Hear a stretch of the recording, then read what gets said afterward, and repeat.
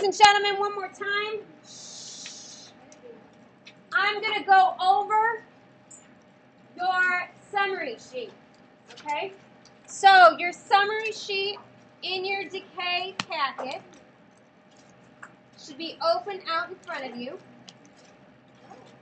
And we are looking at the first problem.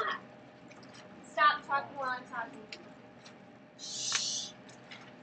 Using the information from your 3 stations, what effect does A have on the graph?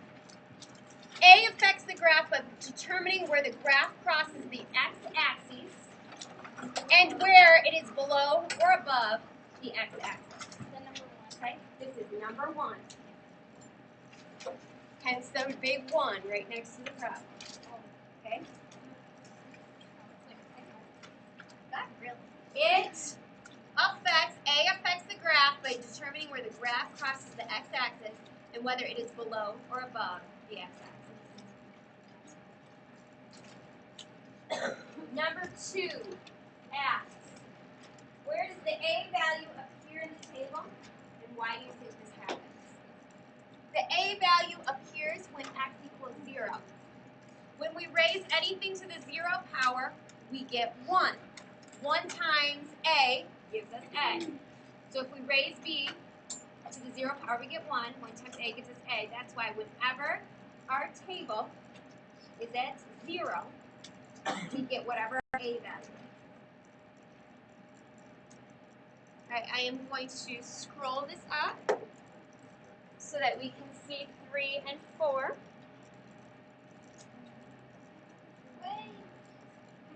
3. In general, what effect does B have on the graph?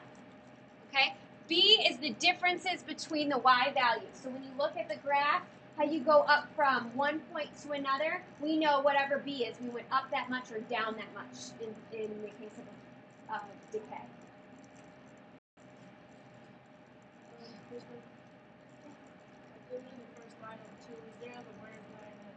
A gives us A. No, the value appears when x equals 0 when we raise anything to the 0 power.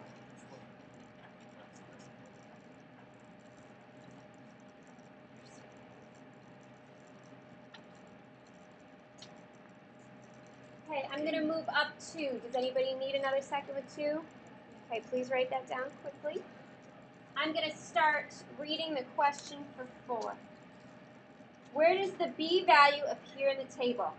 Why do you think this happens? Do you ever see the B value in the table? No. Okay, so B doesn't appear in the table. It is the differences between the Y values.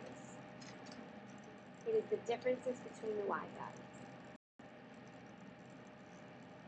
Okay, raise your hand if you still need 2.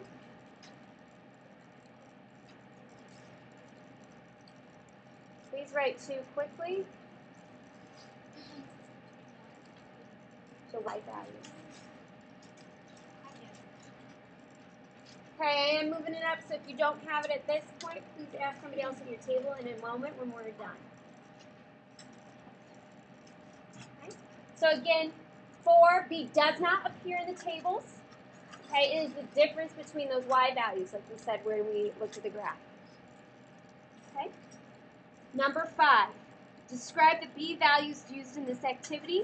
What types of B values did not appear in this activity, and what effects do you think they would have on the graph? All the B values were fractions or decimals. So the graph started up high and went low. What else do we call that? What do we call this activity? Decay. Okay? Okay. In the other activities we did, we always had whole number B values. Okay? When we had a whole number B value, we ended up seeing the opposite of decay is growth. Growth. Does everybody have 3? Number 6 says, are your answers above consistent with those in your exponential growth activity? Okay. They are, except for we used whole number B values, therefore we got growth instead of decay. so 6 is not up yet, but I did just say it out loud, and I will move this in a second.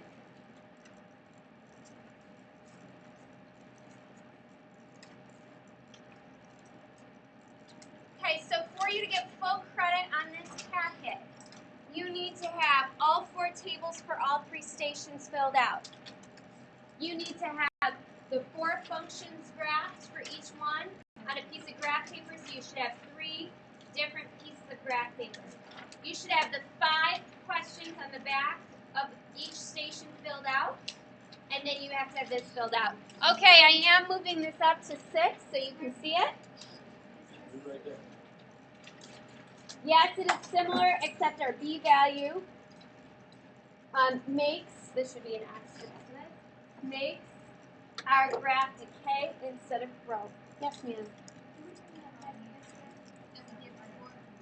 No, you didn't turn anything in. You showed Miss Harmon. And if you look at your, you guys, look at Power School. You should have the King's packet in, the growth stations, the string worksheet, and the decay stations. Okay? You need to make sure you have all of those in your folder or binder for when we do the binder check. Okay? And remember, you can turn these things in late. Make sure you get the full credit on them.